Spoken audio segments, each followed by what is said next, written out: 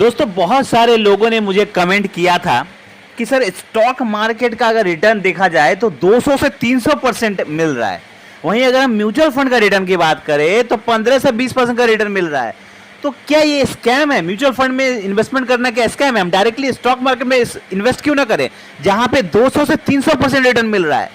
कोई देखता है स्टॉक मार्केट का रिटर्न कि हाँ फलना स्टॉक ने 200% का रिटर्न दे दिया तो किसी फंड ने 300% का रिटर्न दे दिया, क्यों ना तो हम म्यूचुअल फंड में इन्वेस्ट ना करके स्टॉक मार्केट में इन्वेस्ट करें। ऐसे बहुत सारे क्वेश्चन आते हैं।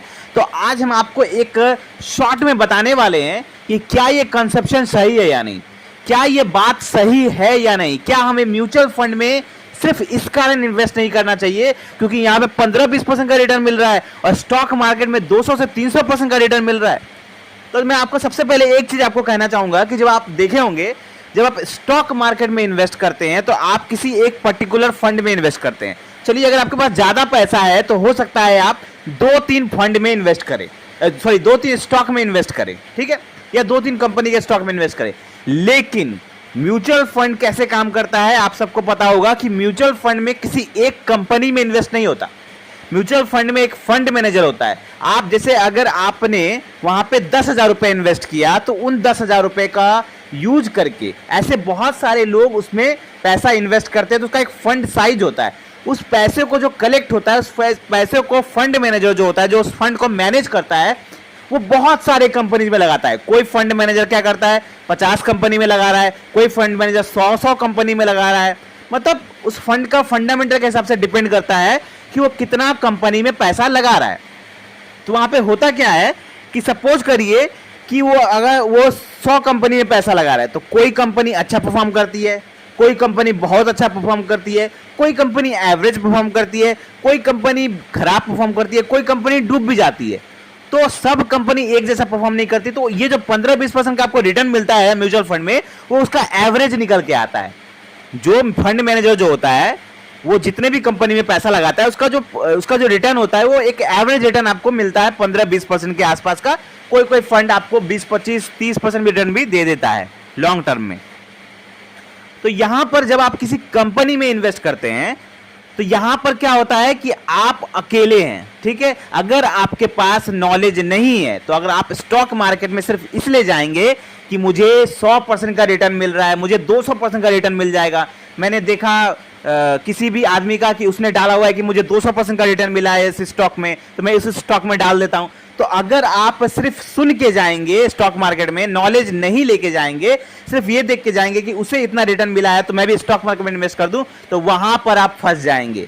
अब वहीं पर म्यूचुअल फंड में क्या होता है, म्यूचुअल फंड में रिस्क फ्री होता है क्योंकि यहां पे जो फंड मैनेजर होता है वो बहुत ज्यादा क्वालिफाइड और एक्सपीरियंस होता है। उसके पास सालों का नॉलेज होता है, बहुत ही क्वालिफाइड और एक्सपीरियंस होता है। उनकी एक टीम होती है, प्रॉपर एक टीम होती है जो सारे कंपनी का रिसर्च करती है कि इस कंपनी में पैसा लगाना सही है या नहीं। वो हजारों करोड़ रुपए मैनेज करते हैं, लोगों का 50,000 करोड़ 60,000 करोड़ ऐसा फंड साइज को मैनेज करते हैं। उन लोगों को पता होता है कि किस कंपनी में हमें पैसे लगाने हैं। वो पूरे क्वालिफाइड होते हैं, पूरे एजुकेटेड होते हैं। अब वहीं पर अगर आप जाएंगे स्टॉक मार्केट में और डायरेक्टली पैसा लगाने का सोचेंगे विदाउट एनी नॉलेज, तो वहां पर आप डेफिनेटली फंस सकते हैं। क्यों? देखिए इसका भी एक रीजन है।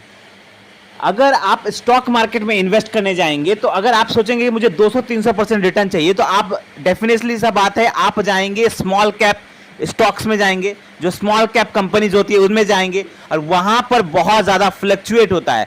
वहां पर कंपनियां डूब भी जाती है, रिटर्न अच्छा बनाती है, डूब भी जाती है। तो अगर आप विदाउट नॉलेज जाएंगे तो हो सकता है आप जो पैसा लगा रहे हैं या तो वो पूरा डूब जाए या आप पूरा नुकसान में चल जाए।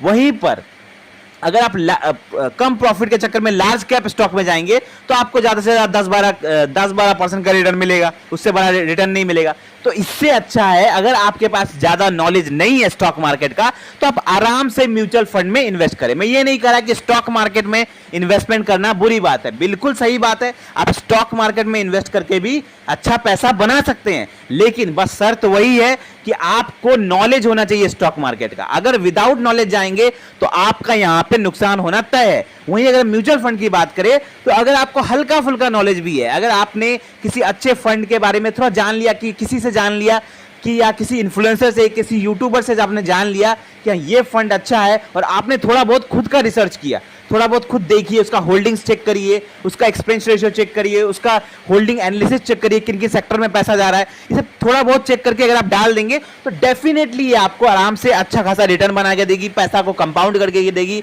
और लॉन्ग टर्म में आप बहुत तगड़ा पैसा बना सकते हैं म्यूचुअल फंड से, वो भी विदाउट एनी रिस्क। यहां पर म्यूचुअल फंड में आपको ना के बराबर रिस्क होता है।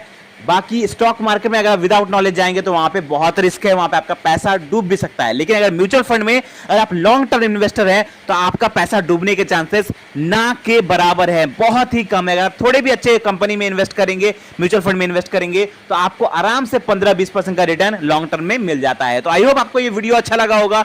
मिलते हैं कल एक नए फाइनेंशियल वीडियो के साथ। थैंक यू, धन्यवाद, जय हिंद।